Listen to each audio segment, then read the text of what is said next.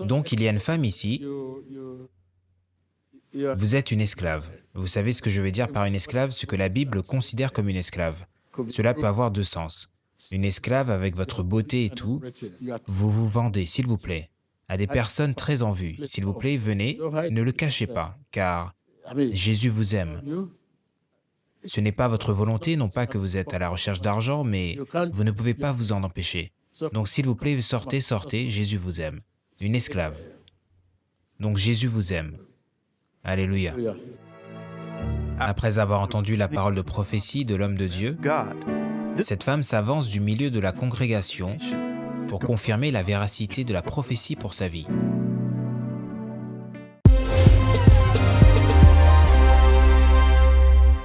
Je m'appelle Patricia Apollo, je viens de l'État de Delta, et la semaine dernière, lorsque je suis venu dans cette église, l'homme de Dieu a prophétisé disant qu'il y avait une femme ici, c'était une esclave, elle se vend, et je savais que c'était moi, car lorsque j'étais assise, je priais et je versais des larmes, demandant à Dieu de me localiser.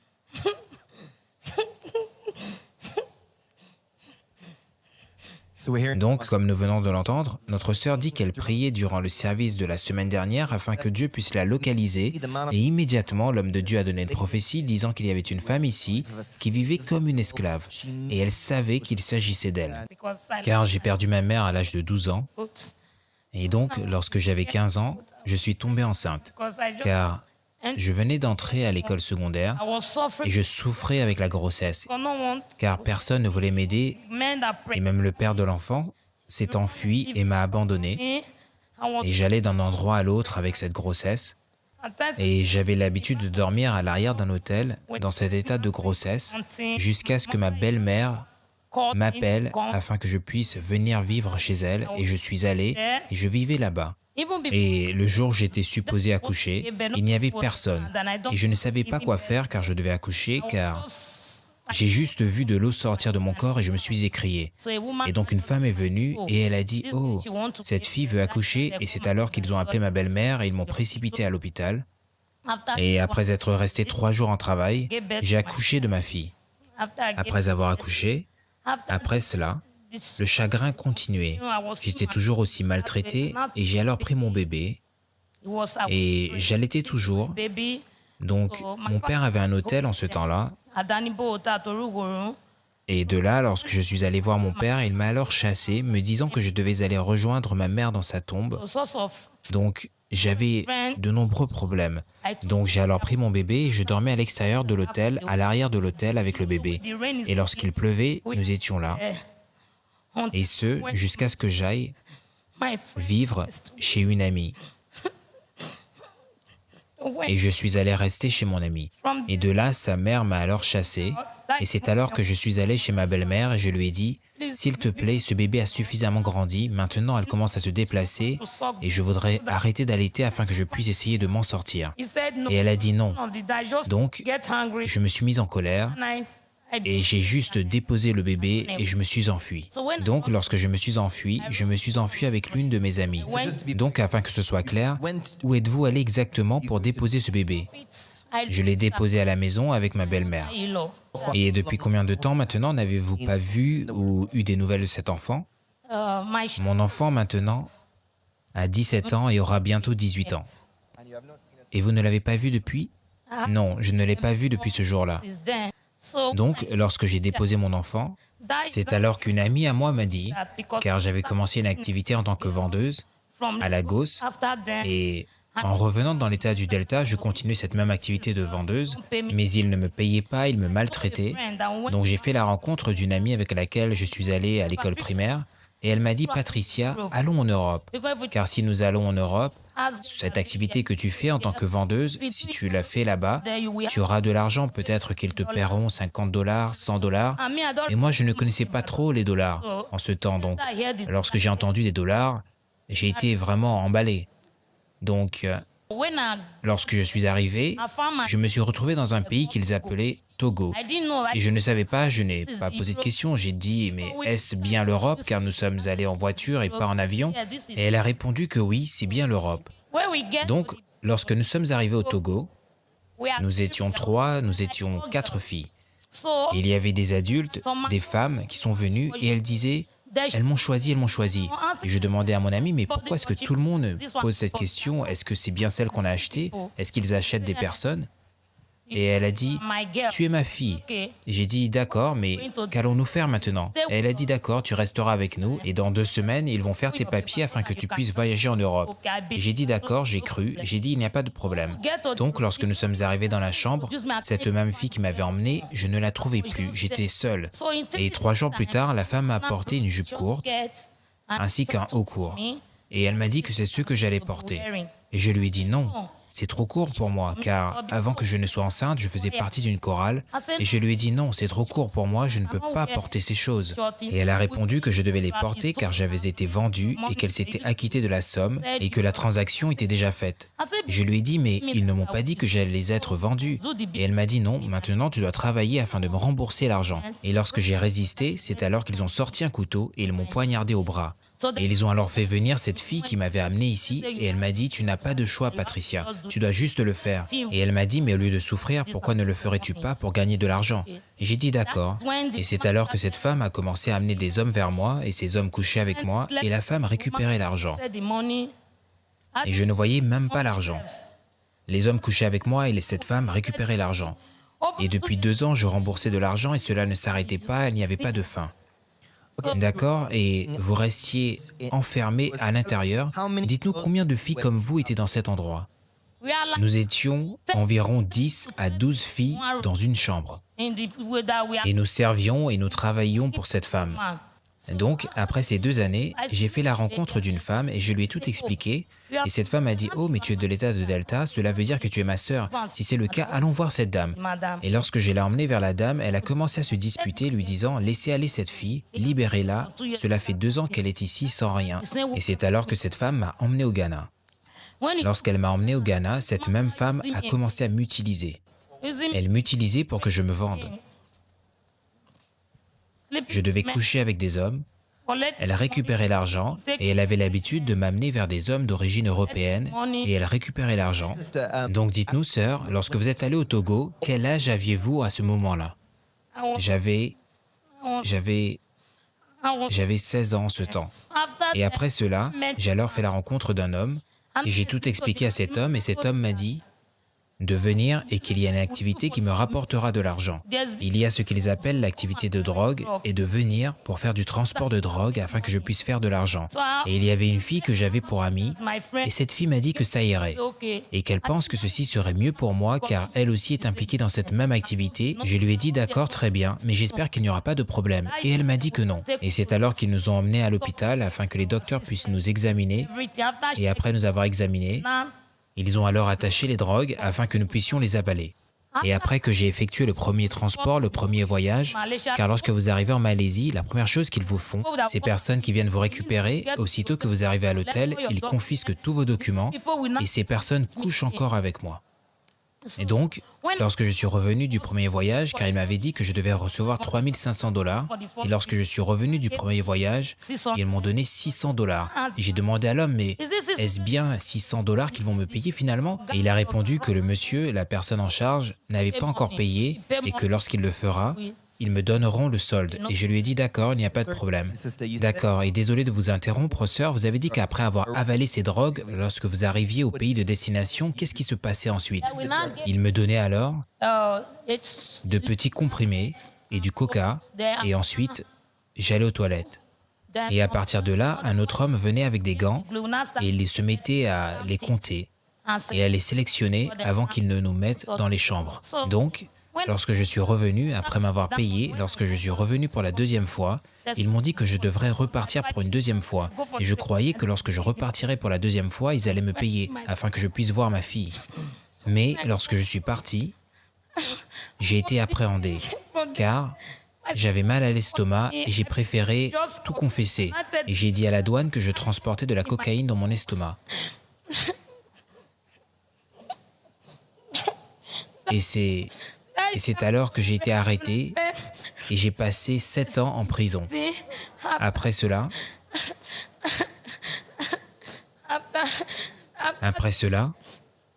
Cet homme d'origine européenne est venu à la prison et il m'a dit que je ne devrais mentionner aucun nom afin qu'il puisse venir me libérer. Et j'ai dit d'accord, et à travers la torture et la détresse que je traversais, je n'ai mentionné personne.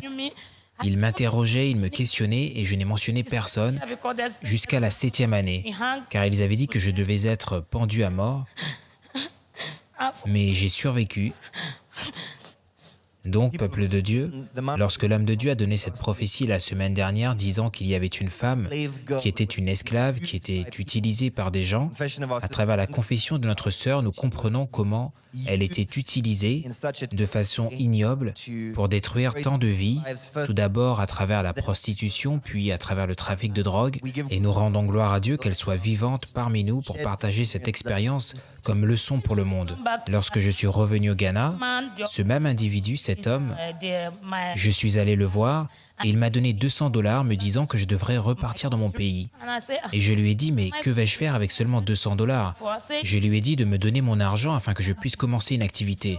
Et il a répondu qu'ils ont utilisé tout l'argent pour me sortir de prison et qu'il n'en reste plus pour l'instant et que je devrais repartir à la maison et me reposer. Et c'est comme cela que je suis reparti dans l'état de Delta. Et lorsque je suis arrivé, ma mère avait 7 enfants avant que je ne parte. Et lorsque je suis revenu, 3 étaient déjà morts, les plus grands étaient déjà morts, car j'étais revenu afin qu'ils puissent m'aider, mais en vain. Donc, j'étais la plus grande des filles qui restaient à ma mère, et je souffrais du diabète, et tout n'allait pas, et il n'y avait personne pour m'aider. Donc, ce que j'ai dû faire, j'ai dû repartir au Ghana. Et lorsque je suis reparti au Ghana, j'ai juste continué cette vie de rue, et tandis que j'étais là-bas, c'est alors que j'ai eu un rêve. J'ai vu TB Joshua, et en ce temps, je ne regardais pas TB Joshua, mais j'entendais parler du nom. J'ai vu TB Joshua dans mon rêve, il portait cette même Bible rouge à la main, et j'étais parmi des personnes sales, comme dans un ghetto, et j'ai dit, regardez, c'est TB Joshua, regardez, c'est TB Joshua. Et il a dit, oh, vous ne pourrez pas recevoir votre gloire ici. Venez à la maison de Dieu et vous recevrez votre gloire. Et c'est ce qu'il m'a dit dans le rêve. Et au cours des 2 derniers mois, au cours de cette vie de prostitution, j'ai fait la rencontre de 3 hommes. Ils avaient une très grosse Jeep, et c'était des hommes forts, et ils ont dit qu'ils voulaient m'emmener dans un hôtel, et j'ai dit d'accord. Et ils ont appelé l'hôtel, et j'ai dit d'accord, il n'y a pas de problème. Et ils ont dit que l'un de leurs chefs voulait me voir, et j'ai dit d'accord, il n'y a pas de problème. Donc, tandis que nous étions en route, ils ont alors changé de direction. Et je leur ai dit, mais ce n'est pas la direction vers l'hôtel, car j'y avais été auparavant. Donc, tandis que nous étions en route, nous avons vu un véhicule de police, et ils ont fait demi-tour, et ils ont dit, oh, nous sommes désolés, nous sommes ivres, nous ne connaissons pas très bien la route, nous sommes désolés. Ils ont fait demi-tour, et je n'avais pas pensé qu'ils voulaient m'utiliser pour un rituel, et ils ont alors fait demi-tour. Et lorsqu'ils ont fait demi-tour, nous sommes alors arrivés à l'hôtel Jonchon, et j'ai dit, voici l'hôtel. Et la première chose que j'ai entendue, c'est du feu. Et j'ai regardé pour savoir, mais d'où venait le feu, je ne voyais pas le feu. Et je ne savais pas qu'ils demandaient au chauffeur de s'enfuir à tombeau ouvert. Et la vitre avant de la voiture était teintée. Donc, Dieu était si bon. Quand ils ont voulu dépasser l'hôtel Jonchon, ils sont tombés sur des vigiles et sur un van de police. Donc, l'un des hommes m'a attrapé à l'arrière. Donc, tandis qu'il me maintenait, je ne pouvais plus bouger. Et il fuyait avec la voiture. Donc, la police a utilisé leur lampe torche pour leur dire d'arrêter la voiture car ils fuyaient. Et c'est alors qu'ils m'ont vu me débattant dans la voiture. Donc la voiture de police les a alors poursuivis à grande vitesse. Et il les poursuivait. Et de là, l'homme qui me maintenait voulait prendre quelque chose à l'arrière de la voiture. Et je ne savais pas ce qu'il voulait prendre, donc je prenais sa main et je la ramenais. Car je ne savais pas ce qu'il voulait utiliser contre moi, donc je ramenais sa main. Et c'est alors que j'ai vu la voiture de police qui arrivait à grande vitesse et ils m'ont alors jeté sur le pont et c'est à ce moment que j'ai cogné ma tête. Donc, tandis que la voiture roulait à grande vitesse, lorsque les kidnappeurs ont vu la police à leur poursuite, ils vous ont alors poussé hors du véhicule et vous êtes tombé sur le pont et vous vous êtes alors grièvement blessé à la tête. Oui, oui.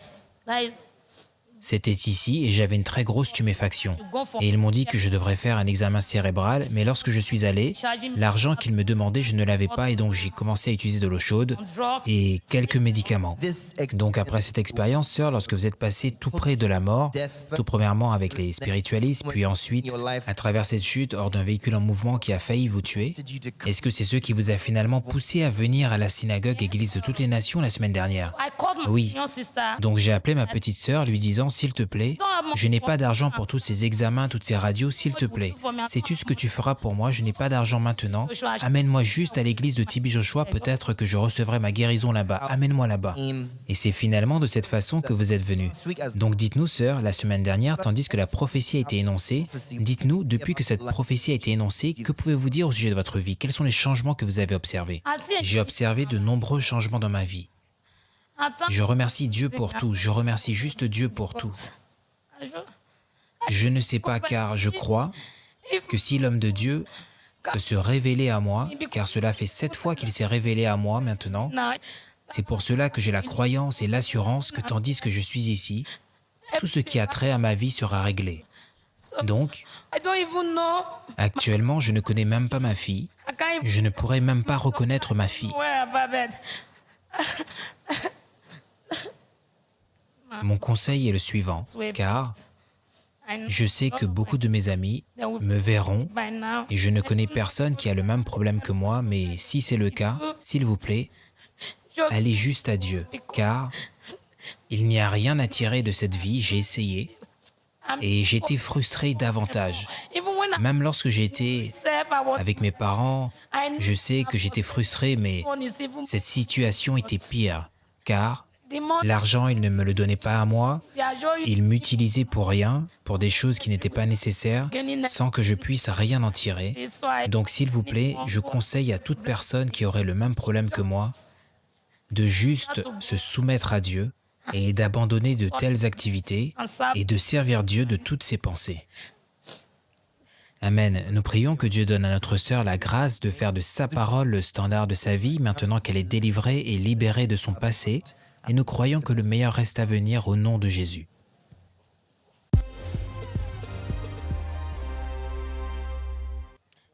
Je m'appelle Patricia, je viens de l'État de Delta. Je suis cette femme au sujet duquel l'homme de Dieu a prophétisé il y a 2 semaines, disant qu'il y avait une femme esclave tandis que j'étais assise et je suis alors sortie des rangs car je savais qu'il s'adressait à moi. Car je savais qu'il s'adressait à moi et je suis donc sortie.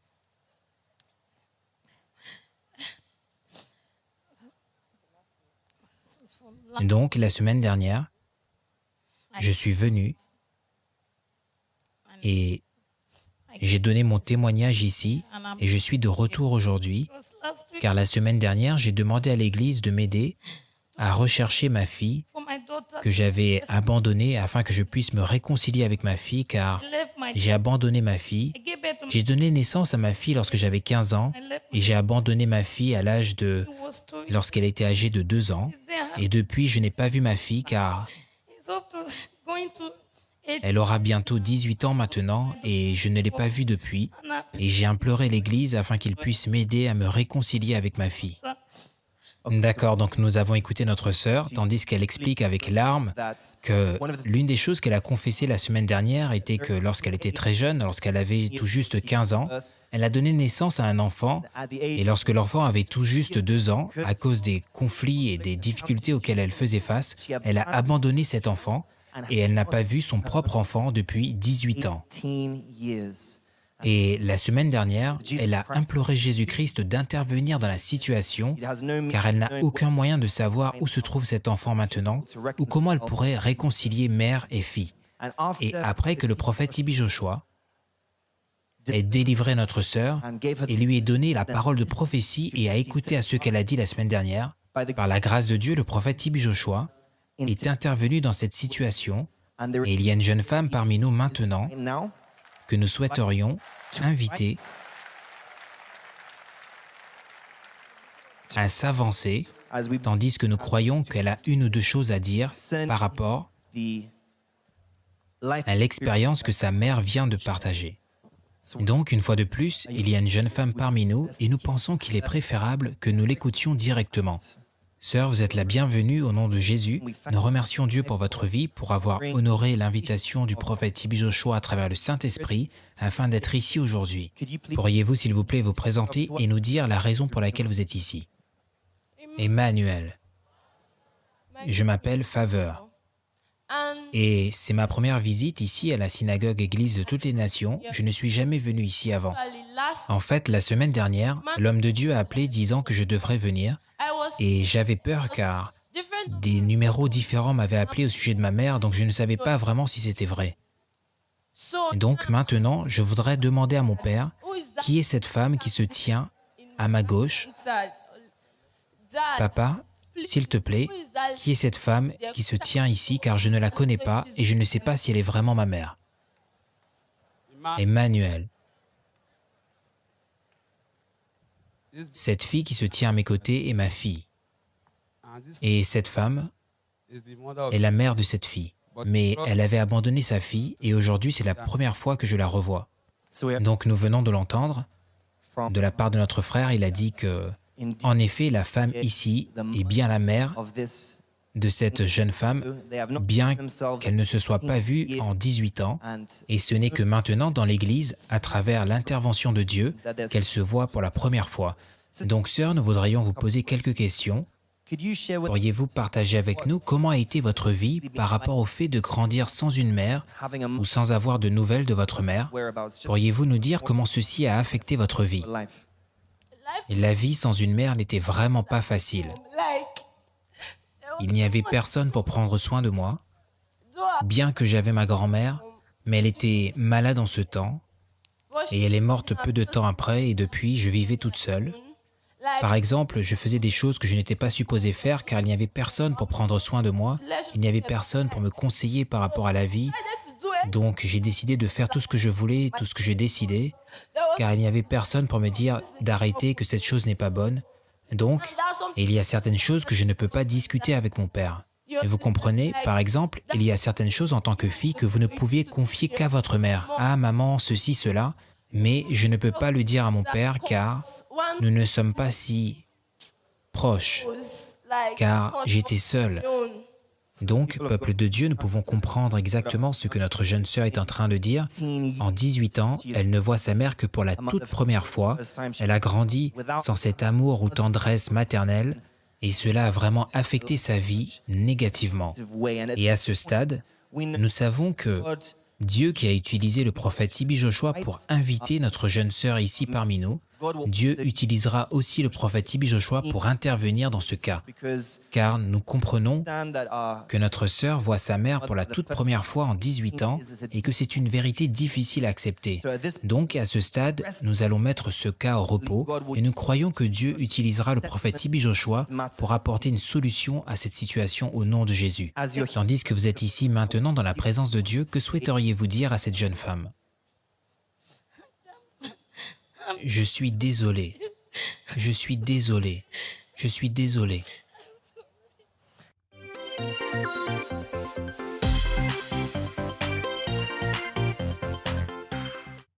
Dieu a utilisé le prophète Tibi Joshua pour réconcilier cette famille et enlever la barrière qui les séparait. Écoutons-les.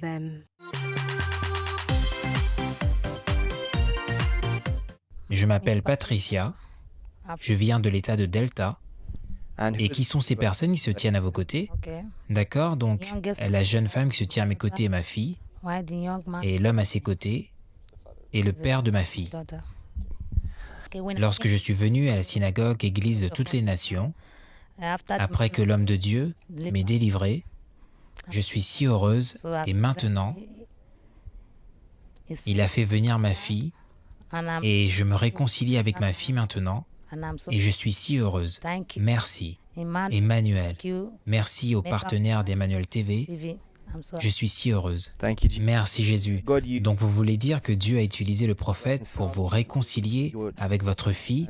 Et comment est votre relation maintenant avec votre fille depuis que vous êtes venu à l'église? Depuis que je suis venu à l'église, je suis si heureuse. Ma relation avec ma fille, je suis si heureuse, tout va bien, nous sommes ensemble maintenant, nous rions ensemble. Je suis si heureuse. Et que voudriez-vous dire à votre fille maintenant que Dieu a utilisé l'homme de Dieu pour vous réconcilier après 18 ans de séparation? D'accord. Ce que je voudrais dire à ma fille, le fait que Dieu nous ait réunis ensemble, je suis si heureuse. Et je suis vraiment désolée pour tout, d'avoir abandonné ma fille, de m'être enfui de ma fille à cause de la situation, de la vie. Maintenant, quel est votre plan par rapport à l'étape suivante? Je suis si heureuse maintenant d'être avec ma fille et je sais que j'élèverai ma fille selon les voies de Dieu et que nous vivrons selon les voies de Dieu, ensemble, comme une famille heureuse, mère et fille. Merci Jésus-Christ, nous donnons toute la gloire à Dieu. Nous allons maintenant écouter à votre fille. Je m'appelle Faveur et je viens de l'État de Delta. Et que pouvez-vous dire par rapport à ce que Dieu a fait pour vous depuis votre arrivée à la synagogue Église de toutes les nations? Je suis très heureuse. Que toute la gloire soit à Dieu, car cela faisait 18 ans que je n'avais pas vu ma mère. Je suis très heureuse de la voir et je remercie le prophète TB Joshua d'avoir fait en sorte que je puisse voir ma mère. Je l'ai acceptée comme ma mère et jusqu'à maintenant, je suis très heureuse de la voir. Je remercie Dieu. Et je l'ai pardonnée pour tout ce qu'elle a fait et je suis heureuse de la voir. Merci Jésus-Christ. Donc Dieu a utilisé le prophète TB Joshua pour vous réconcilier avec votre mère.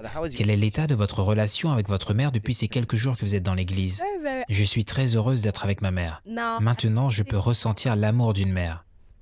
Je l'aime. Merci Jésus-Christ, c'est merveilleux. Nous remercions Dieu que Dieu ait utilisé le ministère pour vous réconcilier. Quelle décision voulez-vous prendre par rapport à la façon dont vous allez vivre avec votre mère tandis que vous repartez de l'église? Nous vivrons selon les voies de Dieu, nous prierons et nous ferons toujours les choses de Dieu et nous ne repartirons pas aux choses du monde. Je m'appelle Lucky, je viens de l'État de Delta. Et qui sont ces personnes à vos côtés? Cette femme qui se tient à mes côtés est la mère de ma fille et la fille à l'extrémité est ma fille. Je suis vraiment heureux d'être venu à la synagogue Église de toutes les nations et le fait que je sois ici me remplit de joie. Et ce que je vois maintenant, je n'ai jamais pu imaginer pouvoir le voir un jour. Car ce que j'ai vu ici, si une personne m'avait dit que j'aurais revu ma femme, je n'aurais jamais cru. Et je remercie Dieu pour ce que l'homme de Dieu a fait dans ma vie. Et vous êtes témoin maintenant que la mère de votre fille et votre fille se sont réconciliées. Que pouvez-vous dire à ce sujet? C'est le plus beau jour de ma vie et c'est ce que j'attendais depuis longtemps.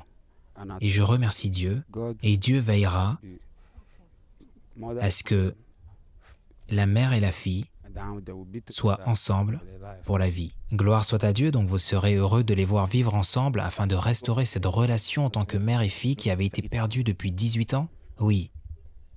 Gloire soit à Dieu et dites-nous, depuis que vous êtes venus à l'église, qu'est-ce que Dieu a fait pour vous? De quoi Dieu vous a-t-il délivré? Depuis que je suis dans l'église, cela fait maintenant plus d'une semaine maintenant, les choses que je faisais auparavant, je ne les fais plus et je sais que tandis que je repartirai chez moi, je ne ferai plus ces choses. Je fumais et je buvais avant, mais je sais que je ne repartirai plus à cette vie. Cela fait plus de 18 ans que je faisais toutes ces choses. Mais depuis votre venue ici, après avoir reçu la prière, vous voulez dire que l'envie et le désir de fumer et de boire de l'alcool est parti? Oui, je ne retournerai plus à ces choses. Merci Jésus-Christ, nous rendons gloire à Dieu car nous pouvons voir que Dieu a non seulement réconcilié la famille, mais a aussi apporté une complète délivrance et restauration dans tous les domaines de cette famille. Donc, peuple de Dieu, nous l'avons entendu par la grâce de Dieu, cette mère et fille ont été réconciliées après 18 ans de séparation à travers l'intervention de Dieu et nous nous réjouissons avec cette famille tandis qu'ils repartent chez eux afin de vivre heureux ensemble entre mère et fille, mais aussi avec cette réconciliation entre le père et la mère de la fille. Et nous avons un message pour vous de la part du prophète TB Joshua. L'homme de Dieu dit qu'il veut vraiment vous soutenir tandis que vous repartez maintenant pour vivre une nouvelle vie en Christ, une vie libre de toutes les douleurs du passé et de tous les comportements destructeurs du passé. Donc, de la part du prophète TB Joshua et des partenaires d'Emmanuel TV, nous sommes ici pour vous présenter maintenant ce cadeau de 300 000 naira qui est pour cette famille afin qu'elle puisse aller de l'avant et faire de la parole de Dieu le standard de leur vie. Et bien sûr, en plus de cette somme d'argent, nous leur donnons également la parole de Dieu qui est le miroir afin de rappeler à cette famille de faire de la parole de Dieu le standard de leur vie. Je suis si heureuse car je ne m'attendais vraiment pas à cela car j'étais ici pour la délivrance. Mais je suis si reconnaissante à l'homme de Dieu de m'avoir délivré et d'avoir fait en sorte que je puisse revoir ma fille que je n'avais pas vue depuis 18 ans. Il m'a aussi béni avec cette somme d'argent afin que je puisse commencer ma vie avec ma fille, ma famille, afin que je sois heureuse à nouveau et que je ne reparte pas à cette vie. Je suis si heureuse. Merci Jésus. Merci prophète Tibi Joshua. Merci Jésus. Emmanuel, je ne sais vraiment pas quoi dire, mais que toute la gloire soit à Dieu. Et merci au prophète Tibi Joshua, je suis vraiment reconnaissante, car je ne m'attendais jamais à ces choses. L'homme de Dieu est si gentil, si bon. Merci prophète Tibi Joshua. Et nous voulons vraiment vous encourager d'aller de l'avant et de faire de la parole de Dieu le standard de votre vie, et nous croyons que vous reviendrez avec de merveilleux témoignages au nom de Jésus. Merci Jésus.